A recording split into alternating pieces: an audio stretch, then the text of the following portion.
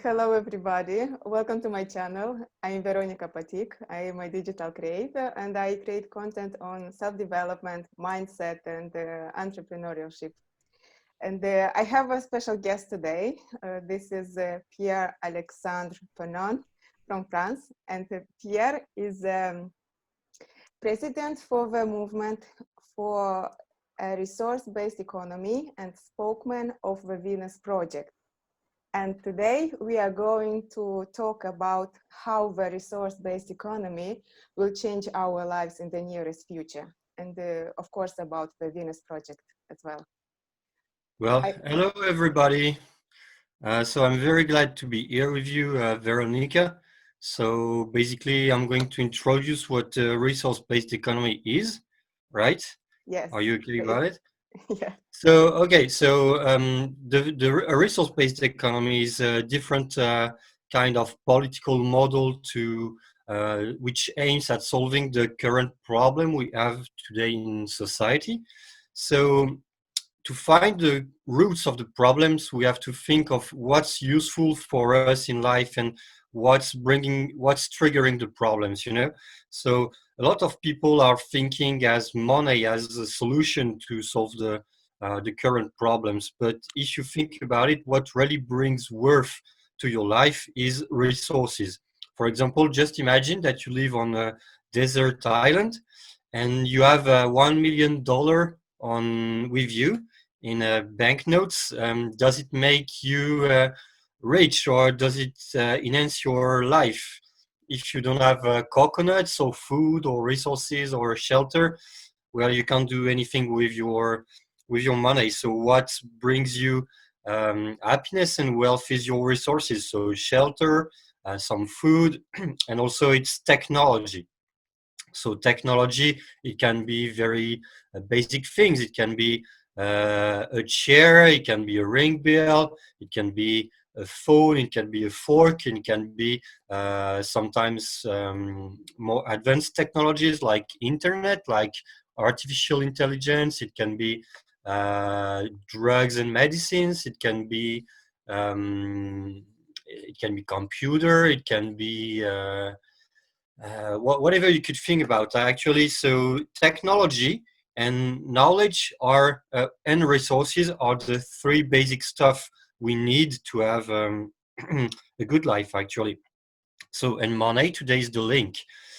And in a resource-based economy, we're trying to think differently on how to get access for everybody and to enhance the life of everybody with all the resources. So that's why it's called a resource-based economy. So first of all, the resource-based economy was created by a real genius whose name is Jacque Fresco. So he was really a modern Leonardo da Vinci, and he died just 3 years ago at age 101. And so he was an engineer, and with all his bright mind, he tried to find the solutions to the current problems we have today. And first thing first, the thing is, we live in cities. So I'm going to share my screen to show that. We live in cities that are not well designed. So this is in French, but basically this image from the Venus projects means that our society, so in French, the text means our society cannot be ruled by this type of incompetence. And today the cities we have, most of them are definitely not well adjusted with, you know, a lot of pollution, traffic jams, stress, and also uh, high cost for rents or access to property. And the thing is, we could do better designs of cities. So Jacque Fresco imagined some circular ecological cities without cars. So why circular cities actually? Because a circle is the best shape to minimize the distance. So yes, so the circular shape is the best for a city layout. Why? Because the circle is the the geometric shape that minimizes the distance. So for example, the worst shape would be a bit a city like Bilbao in Spain, because it's a longer river for 40 kilometers. So when you want to go from one point A, for example, your home, to your office point B, and then you have to go to the supermarket, to the dentist point C, then you have to travel all the way back, and it's maximizing the distance. And the circular shape is, in a sense, minimizing the distance, you know. And also by minimizing the distance, you can have a carless city. So what we use, it's a maglev train or maglev tramway. So it's something that already exists today. So this is in Shanghai, for example, but they already have it in Japan too. So this train can go up to 600 kilometers per hour. So it's very fast. And so the city is designed like in circular belts.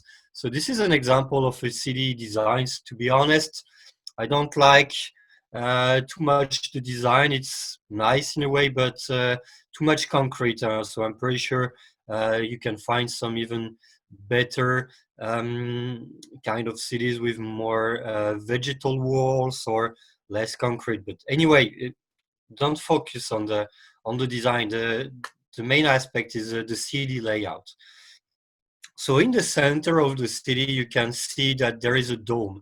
And in this dome, there are a lot of day-to-day basic stuff that you can access, like recreational areas, hospitals, kindergarten, but also very interesting things like there is a kind of library for renting objects for free. So all the objects that you don't need on a day-to-day basis, you can just get there, access the object, use it, and then give it back. So for example, a lot of people have a lot of objects in their garage that they don't use every day. For example, if you have a garden and you want to use a lawnmower, maybe you're using it once in a month. So it's a bit stupid to have it once in the month using it, you know, and all the time it stays in your garage and then it could be used by somebody else. So it's a waste of resources. Or for example, you can need an armor or you can need a guitar or whatever.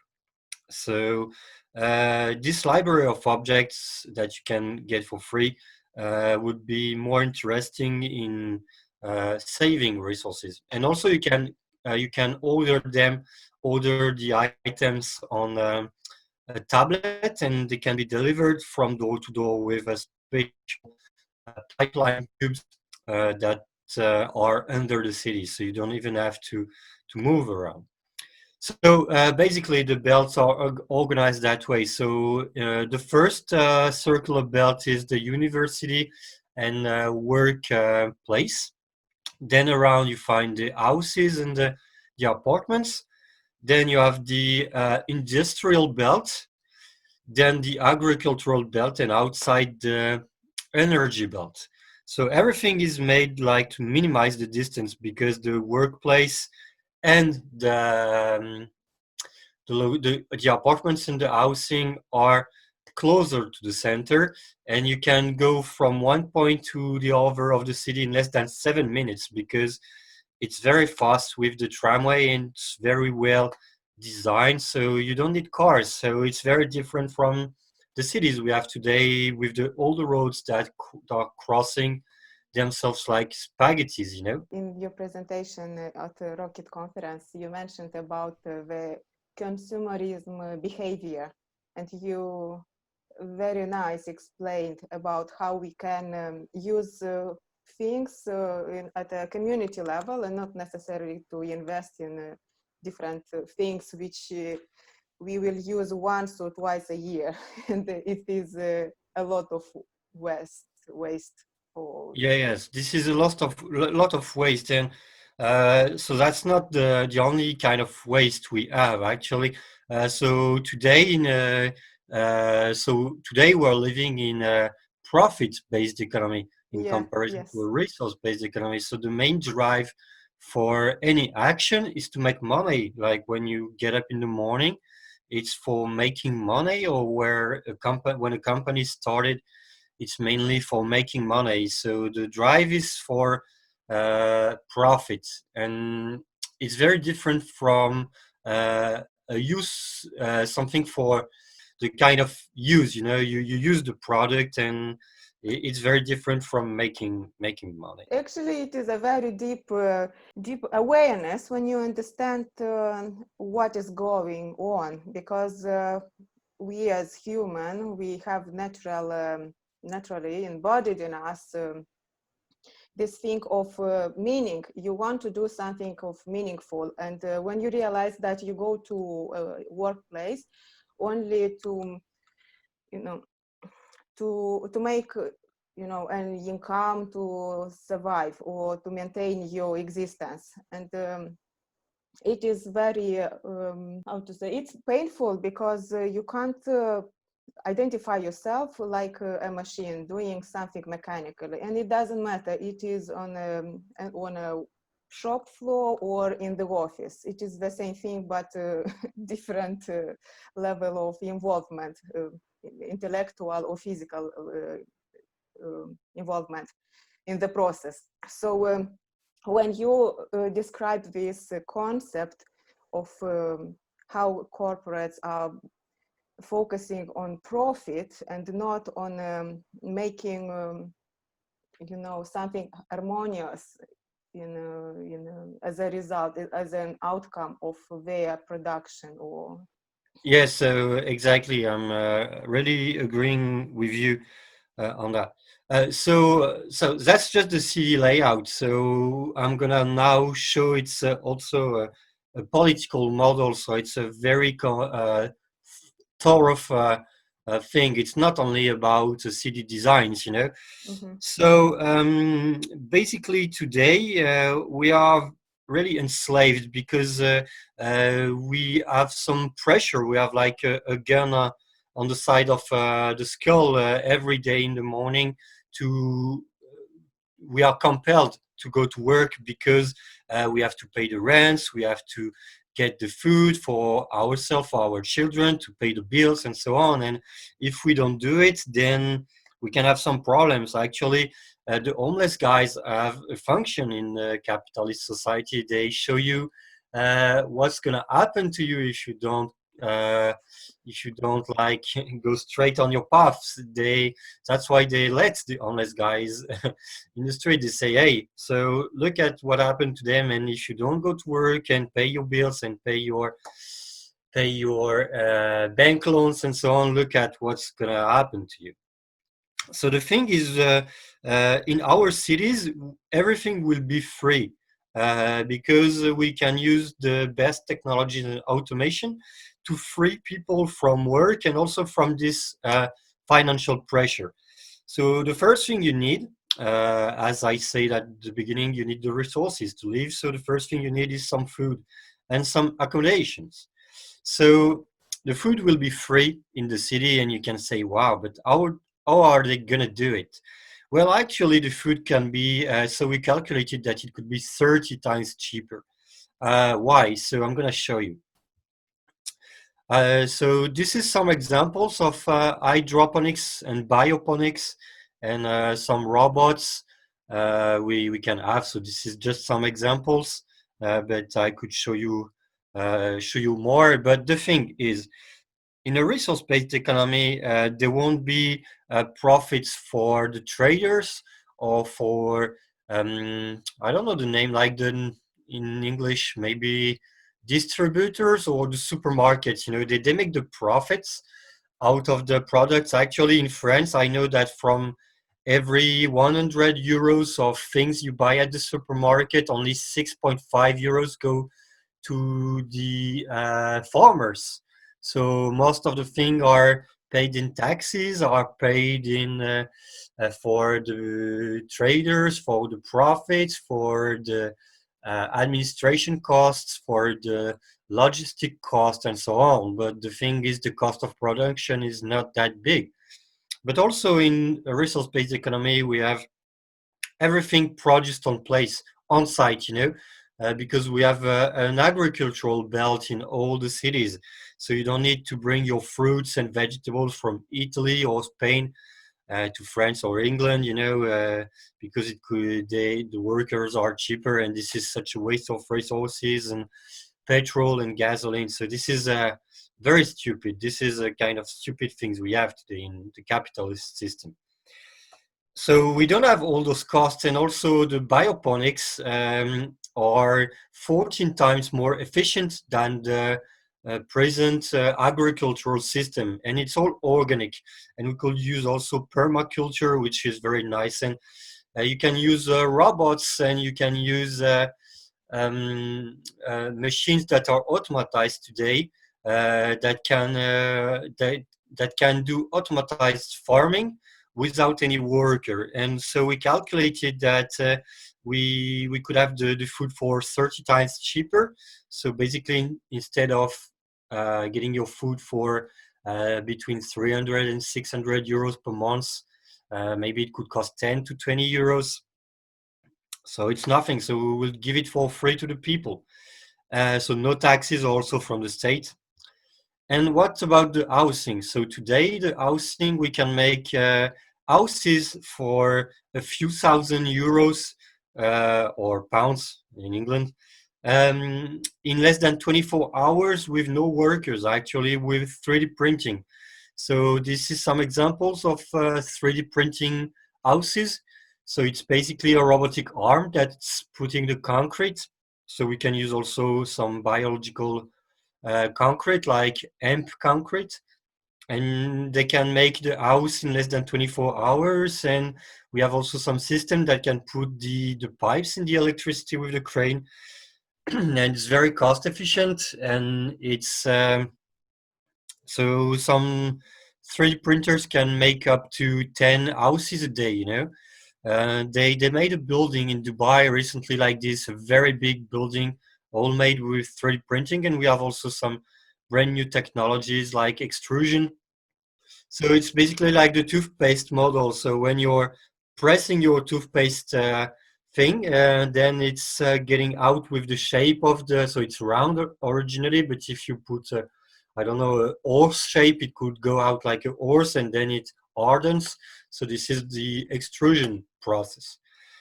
And so basically we can have the shelter for everybody for a very cheap amount. So I can show you a kind of design we made with the Venus project for housing, but it's only a model. You can imagine some very different houses, but this one is nice, but it's just an example. Don't focus on that. Even if I like this one, it's very open and you can have all the sun. I like it too. It is. Yeah, this one is really nice, and it's in the nature. And in the Venus project, you can see that we have a lot of nature in the cities. Actually, we will grow a lot of organic vegetable gardens that will be public, and also a lot of fruit trees that will be everywhere in the city. So all the people could take their oranges if you have the good climate, or the apple, pear, and so on. It's or really return to the nature. And so this is very interesting because it's gonna begin to be politic, because you see you have the food for free, you have your house for free, you have also the transportation for free because all is automatized. It's an automatized train. So basically you don't have to work for a living. You are free. You don't have any pressure. And it's changing all the society actually to give that to the people for free. And we calculated, so that's really the main aspect and the breakthrough.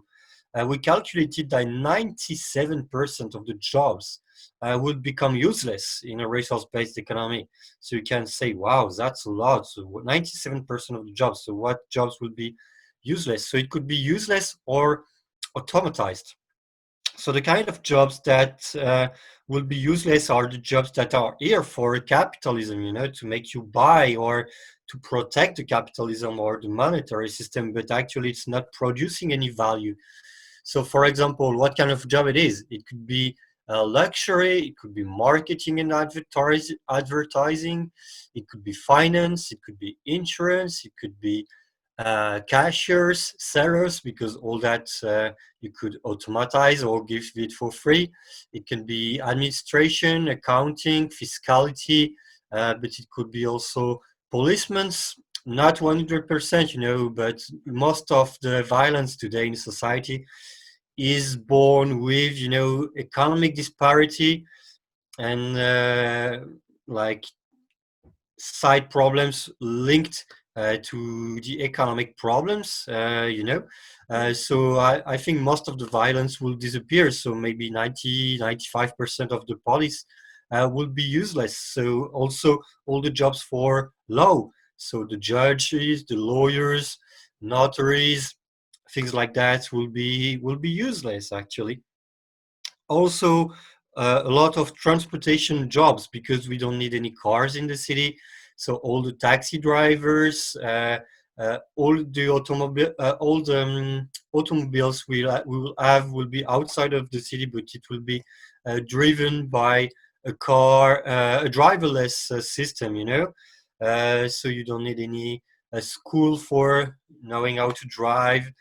Also all the transportation like in logistics, and all the truck drivers, all the train and bus drivers and so on, all that jobs disappear, and this is a lot.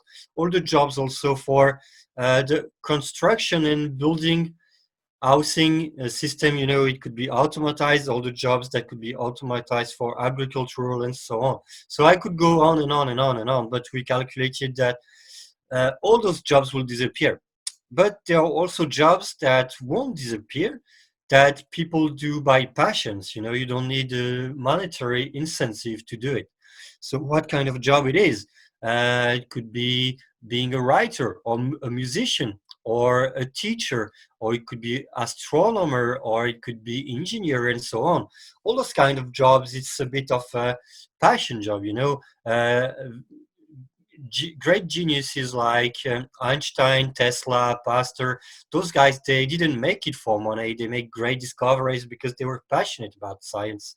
So some people would go hard into science, some people would go hard into art, and so on, and we will have a very beautiful society. But because what is changing for the day-to-day life of people, they can do what they like, what they are passionate about, and everybody is passionate about something. So basically you can choose the amount of work and hours you do. You can choose to travel more, you can choose uh, to learn more about personal growth, to spend more time with your family, friends, or working on projects you like, or creating, I don't know, a music or art festival, or a yoga class, or going into astronomy, things you really like, and you can even do many jobs at the same time. Maybe you can be passionate about cooking and maybe passionate about mathematics. It's not incompatible. Today, it's you're focused all the day on the same task. It's very boring. So the thing is, we're trying to bring the people to their highest potential and the best life they could have. And also we're saving the nature, because all the resources are declared a common heritage of the people. So in the end, when it's changing all the society in the world, because the word is spreading, all the resources are given to everybody. I wanted to mention about the scarcity reality. We are living in an artificial created illusion of scarcity because of interest of big corporations, which keep us at this level we are now. And and I see that this project is a solution. Actually it is another reality which is more close to maybe universal, or our creator's design, which he made us and gave us life on this planet, and we destroyed the planet because of somebody's egoistic desires and egoistic intentions. Yes, exactly. So I put this image actually for all the waste we're creating to illustrate what you're saying, because yes, we're living on a fake scarcity society actually. So or sorry, I'm thinking in French. Aujourd'hui is today. Yeah. So today we are living in a planned obsolescence society because we have to make profit. So the companies, the industrials, they are making products that break faster, for you to buy again and again and again. For example, the light bulbs. And nowadays it lasts approximately 2 years. But there is a light bulb that is in California in a fireman place in Livermore that has lasted more than 100 years, and it's still shining. I even bought myself a light bulb in Spain with a company that doesn't do planned obsolescence, and it lasts for 100 years. So I bought it 6 years ago. So it's pretty recent, but it's still working, and it's more efficient also for energy consumption. But you can find all those planned obsolescence in a lot of things. For example, the computers. What they do is they have engineer for planned obsolescence that calculates the lifespan of Mhm. what they are building, and actually it's always breaking after your guarantee, your insurance.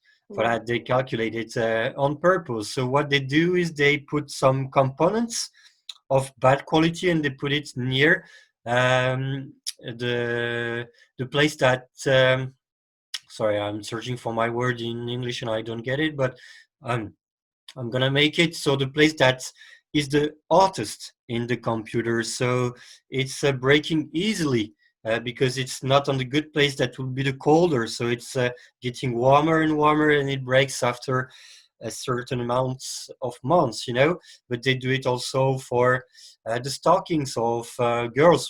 Before Dupont and More, they make some unbreakable stockings that could be, Mhm. towed with two horses on each side that it didn't break. Or they do it for the printers. The printers now they put some chips, and after a certain amount of printing, then it collapses.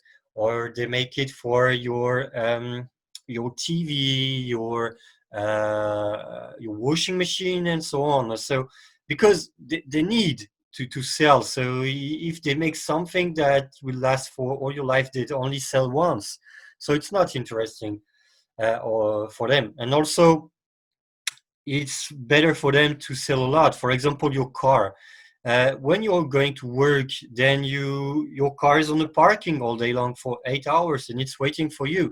But just imagine, so in the Venus project, you don't have any car, but even like you could imagine with a stupid city, a better system, like with a carpooling system with driverless cars. And once so all the cars will be for everybody, and once the car has dropped you to your job, then it could go to somebody else to help you, to help another people, and then once you finish your job, another car comes to bring you back home. It's the society of usage. Mhm. So today we are like killing the planet for the resources to make profit, and we are living on a finite planet. And each year we are destroying more resources than the planet is able to make again. So in last year, it was in July that we destroyed already from January to July all the resources that the planet could make again. A lot of people say, "Hey, but what's the drive of the people? So how about the jobs that we can't automate?" So there Yeah. are so few jobs that we can't automate. Actually, it's very, very few. But we have some jobs we can't automate. Actually, it would be a lie to say we can automate everything. For example, today we need some hairdresser like me. I need to go after the quarantine. And we can't do it with robots so much, So I've been checking on YouTube. There are some robots for that, but it's not very as skilled as a human. Or also, we could need some technicians for repairing the robot, or we could need sometimes a robot is breaking down, or we could need, for example, some humans to take care of an elder people in the end of life, because he has lost autonomy and he doesn't want to be cared by robots. It would be so cold, and also you can't do all the small stuff, with a robot. So it would be stupid to think that 100% of things are automatized. But the thing is, in the transition, you could still have a monetary incentive for that, and it's not a problem. And in the end, two solutions. So the one that the Venus Project says is that everybody is gonna do it because the society will be more human, you know. Or I'm not so optimistic about it, but my personal view that we could do a civil service, because with all the wealth and all the happiness you could have for free, with all this what gives you the society, you will be happy to work for 2 or 3 hours a week for things you don't like, you know. So it's okay. We still have some solutions. It's no big deal. Another thing that we have, like another remark we have, it's a bit like, hey, we don't like too much the robots. We don't like too much. This looks like dystopia, you know, too much technology and so on. The thing is, today you are already living in that, and you don't even know or realize or compare about it. When you go to sleep, your mattress was made mostly by a robot, or when you're wearing glasses, it's the same. Or when you need to make some fire with your matches or a fire lighter, all was made with a machine. Or when you're playing pools or bowling or ping pong, all that was made by a machine. Your ping pong table was made by a machine. When you're going to the supermarket and you're drinking in a bottle, it was made by a machine. Actually, now it's already automatized. Like virtually all the factories, they are not so much workers, and they could be even replaced. But sometimes it's costlier to make a machine at the moment. But in a resource-based economy, there is no reason for cost because there is no profit. Or you have all that. I could go on and on for a list. It could be your lentils for your eyes. It could be your armor. It could be your cards for playing. It can be your computer. It can be your phone. It can be your furnitures. It can be um, now more and more your textiles. And now we can have automatic textiles factories with no workers. Actually, it's getting on. You can have your bowls. You can have your forks. Your cuttle, your plate, everything is made by robots already, but you don't know it. It's all Yes. behind the walls. And what's your life? You're going to the bar with your friends, you're playing football, you're going into the nature, and you don't feel like overstressed by the robots. You don't feel like, hey, there are robots everywhere. I feel so bad about it. But no, so it's a bit like a science fiction book to think about robots putting some food in your mouth, you know, or all the waiters or attendants will be robots. It's not like that, a resource-based economy. Actually, you will travel a lot more, see nature and animals everywhere, and do your passion. Everything will be behind the walls, but it's already like that today, and you don't compel about it. Actually, it brings you happiness and comfort. So people that are a bit technological, I don't know the word in English, like they don't like so much technology phobic, maybe, you know. Uh, it's a bit stupid, but because they don't even realize what kind of world they are already living in it. And the thing is, if they don't like the technology, it won't stop some companies and some researchers to make the technology. They don't like it, yeah, but what they're gonna do? Are they gonna ban the scientists and the technology? So it's better to have a society that makes you happy with the technology, that is a capitalist society that brings the technology to enslave you, you know, to make artificial intelligence, to know all your tastes, and to have some personalized advertisement in the street just for you, or to have like some control robots that will spy you all day long. So this is a real dystopia. But in a resource-based economy, all the technology will be made for um, human betterment, Mm-hmm. you know, for happiness. Yeah. So basically, that's it. What can I think about also? So maybe, yes, I can talk about the energy. So we will go out of all the energy, the fossil energy we have today. Um, so, for example, today we are living on nuclear plants or gas or oil, and we make the calculus that we could live also on only on green resources. So basically, 75% of the pollution comes from the cities we have today because it's not well designed, or it's because of the system, because you're bringing some goods manufactured in China and so on. But in a resource-based economy, all will be produced on site, so no loss like this. And we can tap on untapped resources like the geothermy. So there is a study by the MIT that calculated that by exploiting 1 year of geothermal energy, we could have energy for 2,000 years actually. So the energy is not really a problem. So we have tide energy, we have some solar energy. We will also make some huge solar panels in the Sahara Desert that could bring the energy to Europe. We can have some also wind power. So I'm not gonna dwell into the details and the calculus, but the thing is, the calculus has been made by the Venus Project, and there is no problem with the energy. I think. Yeah, I but think that's it. I think you can go on to the questions. yes. How far is our society to the moment to implement it at a higher scale level, not only at an experimental or regional level?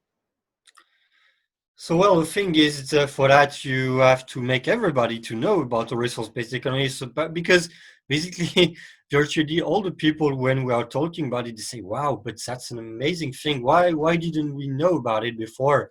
And so we are the Venus Project is very famous actually in the world because we have more than 250 views onto the medias and to internet. If you look at all the videos, we have some documentaries that have dozens of millions of views, like the Zeitgeist documentaries, or The Choice is Ours has made like maybe 3 million. This one, Paradise or Oblivion.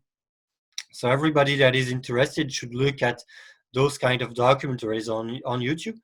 But so we have also more than 800,000 likes on Facebook. If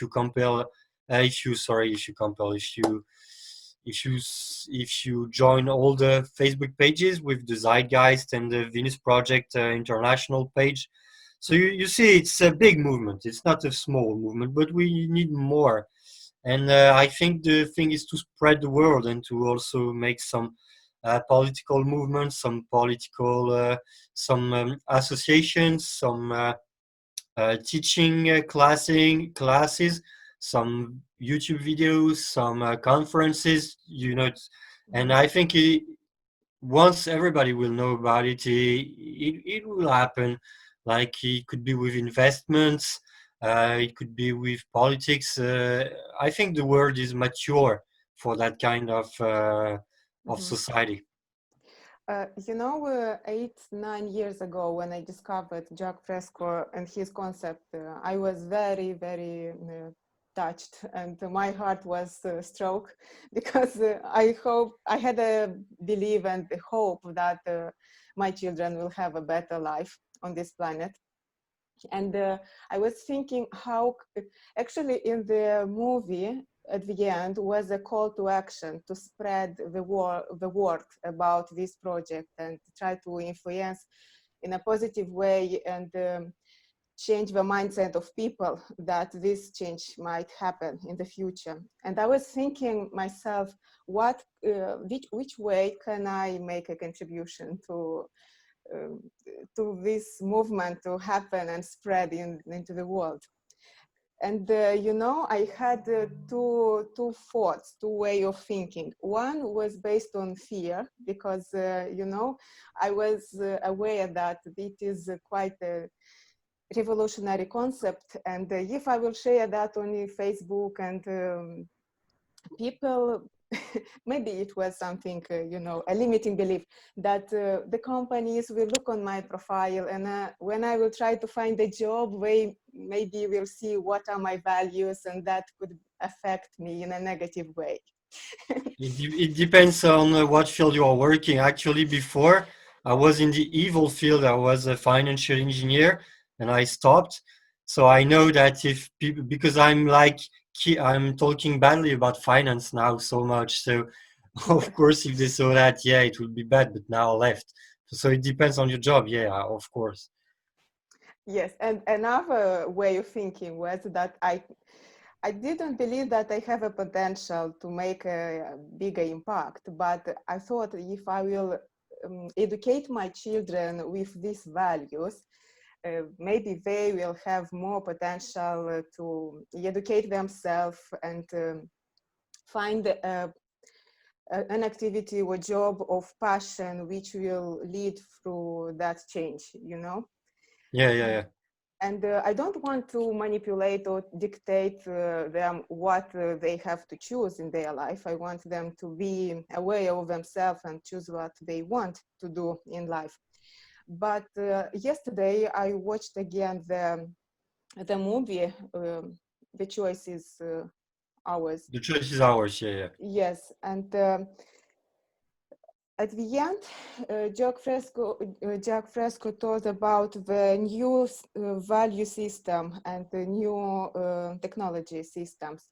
And I had an understanding, actually, I could make this impact by telling people about this project and about these ideas. And if we will start thinking about that and activating our brains in this direction, new ideas and actions will be generated in our brains, and we will make smaller steps towards these changes. I think the values and the way of and mindset is very important because if we will continue the life of selfish and greediness and indifference maybe towards other people, and maybe our attitude towards the nature as well. Everything is important. So yes, that was what I wanted to mention about how I have my impact in this project and movement. Yeah, yeah, yeah, yeah. I totally agree with you. Yeah, the values will be so different, and also the educational system, it will be with marks, and competition. It will be made to learn the community spirit, how better we are together. Mm-hmm. Yes, you are right. And is in at school, I want to say, is it any implementation of these values and principles at an educational level in different countries? So actually, with the Venus project, we have some classes, so you can even participate if you want. It's some lessons we have for the people that are volunteers for the project. So I made a 1 year, a 1 year lesson, 1 year journey, like with lessons every week about it to learn more about resource-based economy. And myself, I'm making it a lot in France too, because I'm writing a book about it. I'm making videos, I'm making some Facebook posts, and we have a big community in France. And I'm trying to spread the word as much as I can, and a lot of people will do it also. It's exponential. So yeah, if you want to contact the Venus project, you can go with me, or you can go onto the website for the people that watch the video, and to ask, hey, how can I collaborate? How can I learn more? And I have also a lot of materials like jacque books and documentaries and YouTube channel, and even more if they get volunteers. So you can learn. Yeah. But is there any resistance from governments towards implementing these technologies and the principles of life? So actually, the movement is not that huge, so they don't even have to resist. But I think it could. Um, they could, of course, be. opposed to that, like the very powerful people could be threatened, but actually the thing is that they will collapse alone because of the technological unemployment. So today more and more things are getting automatized, and so McKinsey, the consulting company, calculated that in 2030 30% of the jobs will disappear, and in 2050 they estimated that it would be 64%. So the thing is, if you don't have people that get monies from the job, they can't consume, they can't buy your products. So they will make products that few people will be able to buy, so it's gonna collapse on their own. So the thing is, naturally the system is going to collapse. And also, I think we're going to an end with the resources we are putting havoc on. Like, for example, you just need the bees to disappear, and all the world will collapse because the bees are responsible of 70% of all the fruits and vegetables production we have on Earth today. So, and now the bees are threatened. So imagine tomorrow no bees, no more planet. So even the wealthy people are threatened, and also they are living in that kind of society. They go to the beaches with plastic. They have some cancers because of the pollution. Even a lot of people that are not of the 1% top of the pyramid, they have some very great jobs, like for example in finance you are a trader or you are a financial engineer. As I was, they earn very good money, but they don't like their lives because actually they earn good money, but they are sitting in the front of a computer 50 hours a week, working a lot. And actually, if they're honest about themselves, they don't like it so much. They like the money or they are making in the end, but their lives could be a lot better, if they had the choice to have more free time, they will love it. So they are trying to get retired as soon as possible, but they wasted the best years of their life. So even those guys, they are rich guys, but they don't like that system. So in the end, I think everybody will benefit more about that kind of society, even the rich people. So we all have an interest to get there. So I'm pretty confident it will happen in the next years. Yeah. Yeah, and I think this pandemic situation, which is now, it is a very favorable environment and time to implement these principles. Yeah. Definitely. Yeah, Definitely. and yeah, and now let's hope people will understand that this is a very positive and desirable change, and we have to Yeah. embrace it and be happy that it is coming, and not being scared that we lose our jobs. Actually, something will change, and everything will be in balance with our life. Yeah.